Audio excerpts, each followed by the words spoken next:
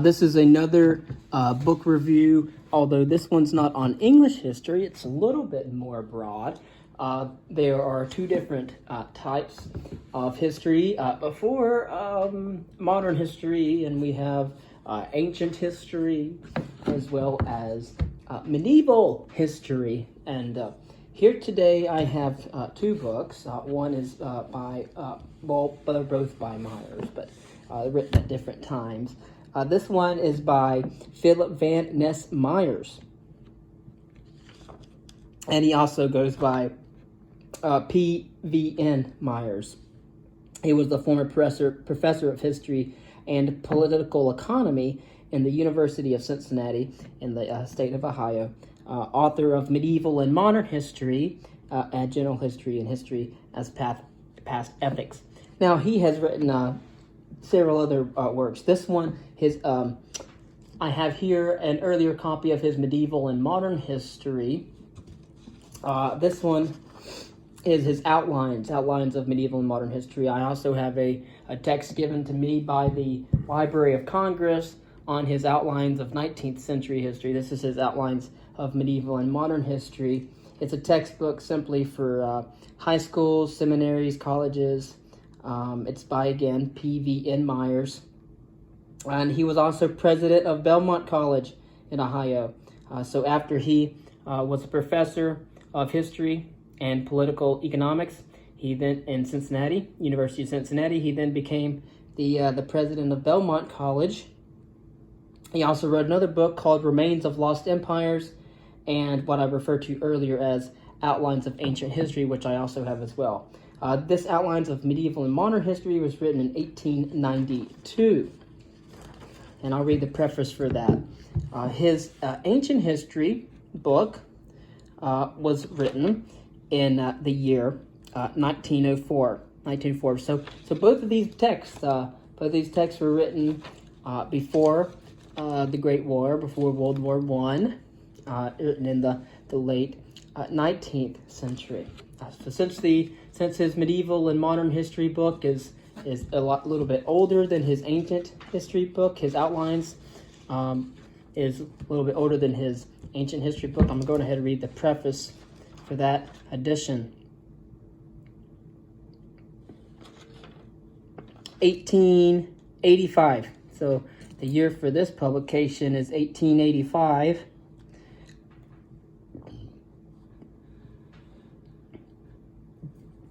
This work is a continuation of my Outlines of Ancient History. The two books are alike in general plan, but the present volume is intended for pupils of somewhat maturer minds than those for whom the first book was written. Uebereg's definition of history, that it is the unfolding of the essence of spirit, has, I perhaps ought to say, had much to do in determining the character of the work. It is under the influence of this conception that I have estimated the value of facts and judged on the significance of events. My aim has been to deal with the essential elements, not the accidental features, of the life of the race. The book, therefore, gives prominence to the virtues rather than the vices. It concerns itself mainly with those phenomena and institutions which are the expression of the permanent tendencies of the developing spirit of humanity. The guiding idea mentioned has controlled the analysis of the subject matter. The principles of grouping are the laws of historic development. Events have not, as a rule, been gathered under reigns or dynasties. The divisions and subdivisions of the subject being thus philosophical and natural, with cause and effect as the associating principle, the whole has unity and cohesion, and readily impressing itself upon the memory of the reader, forms a permanent outline for his guidance in all further historical work. At times, the material is gathered about prominent personages, but only because these are the representatives of great principles or tendencies. With the analysis completed, my aim has been the expansion of this into a clear, continuous, and attractive narrative, into a story that should at every point hold the attention and throughout sustain the interest of the reader. The infinite difficulty of giving proper perspective and artistic form to the work, on account of the very superabundance of the material to be dealt with, will be appreciated by all students of these periods of history. An honest effort, however, has been made to do this. Considerable portions of the volume having been rewritten several times. The book has been kept with moderate compass, prevented from becoming a mere schedule of names and dates, only by the rigid adhesion to two rules. First, facts have been regarded as available and of value simply as they might be used to illustrate historic laws, principles, or tendencies. This rule has excluded a multitude of details whose presence, instead of rendering clearer the vision, would simply tend to obscure the view.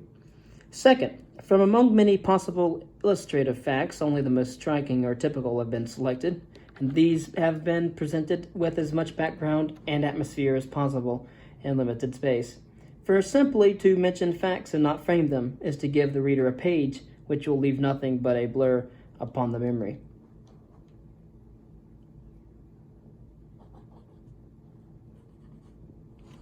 Writing primarily for the student and the teacher, I have tried to keep ever before me the necessity of condensed and suggestive statement.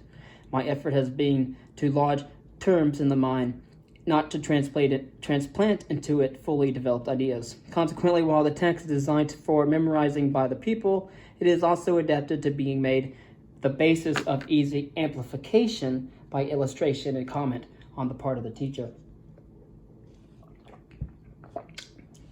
I have, of course, carefully avoided a controversial tone, and yet I have not thought I should conceal, nor have I concealed my profound empathy with the principles of religious toleration and a political democracy. Especially, I have not thought that the impartiality which should characterize a work like the present forbade my endeavoring by every art in my power to foster in the mind of the young student a hatred for all forms of political exclusiveness and tyranny, and a hope and sympathetic interest in the institutions of self-government. I scarcely need to add that the book is not a political history, nor yet the history of any single element of civilization. It aims to blend in a single narrative accounts of the social, political, literary, and intellectual, as well as religious developments of the peoples of medieval and modern times, to give in simple outline the story of civilization since the meeting in the 5th century of our era of Latin and Teuton upon the soil of the Roman Empire in the West. And as the people is supposed to be familiar with United States history before he or she comes to this textbook, though I have referred to the affairs of our own country only when necessary to show the influence of the New World upon that of the Old World. And nor have I attempted to give any connected account of the nations of Eastern Asia, nor the double reason of lack of space, and because they lie so aside from the main currents of history, I could leave them out without omitting any essential feature of the story I had to tell. And so in a sense, Myers here is really writing a Western history, Western medieval history. He's not really writing a true world history. So it's mostly about European history, that of the medieval and modern periods. He says, in the preparation of the book, I have not failed to refer to all the best authorities within my reach. From among the many works I have used, I desire to make special mention of the following because it is their guidance I have mainly followed in treating the subjects with which they severely deal. Freeman's History of the Norman Conquest, McCodd's History of the Crusades,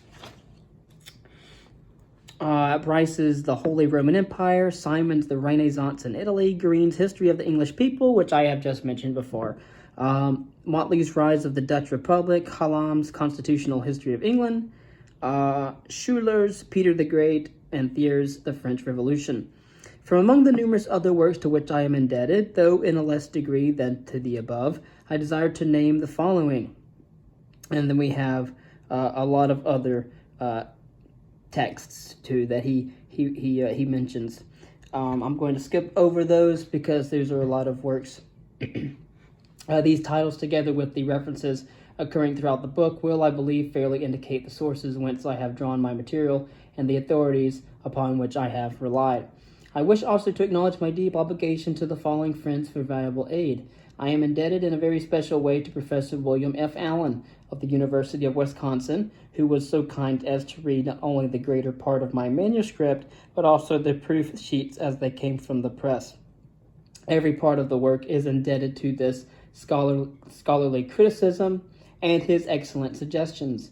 To John M. Newton, librarian of the Young Men's Mercantile Library Association of Cincinnati, I am also under obligation for many favors. Nor would I forget to express my warm thanks to W. O. Robb of Cincinnati for his kindness in reading the proof sheets and in giving me on many points the benefit of his admirable literary judgment. And finally, I would express my obligation to Professor E.W. Coy, principal of Hughes High School, Cincinnati, for valuable suggestions on special chapters of the book. A word respecting the progressive historical maps that embellish the work. It is to the courtesy of Professor E.A. Freeman and the liberality of my publishers that the book is indebted for these excellent and instructive charts. They are reproduced from Freeman's Historical Geography of Europe by special arrangement with Mr. Freeman, effected through my publishers. Belmont College, College Hill, Ohio, December 1885. And then, of course, his history, his ancient history, also has a preface as well. And so he talks about his Outlines of Ancient History, which was published in 1882. He talks about the Oriental portion. He says it's been already written. The Greek part, based on his History of Greece, published in 1895. And the Roman portion from his book titled Rome, Its Rise and Fall, written in 1901. And he expresses his gratitude to many of the professors that helped him along in his work. Some of these came from Cornell.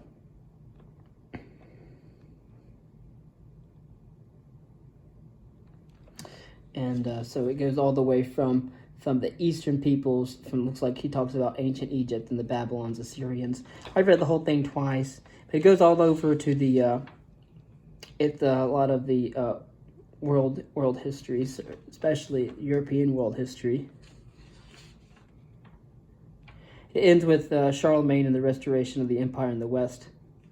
So, ends with the fall of the Western Roman Empire and the continuation of it in the East. And then he picks up with Charlemagne after the rise of Islam. And those are two books by Myers. His Ancient History and his Outlines of Medieval and Modern History, both published before the dawn of the 20th century.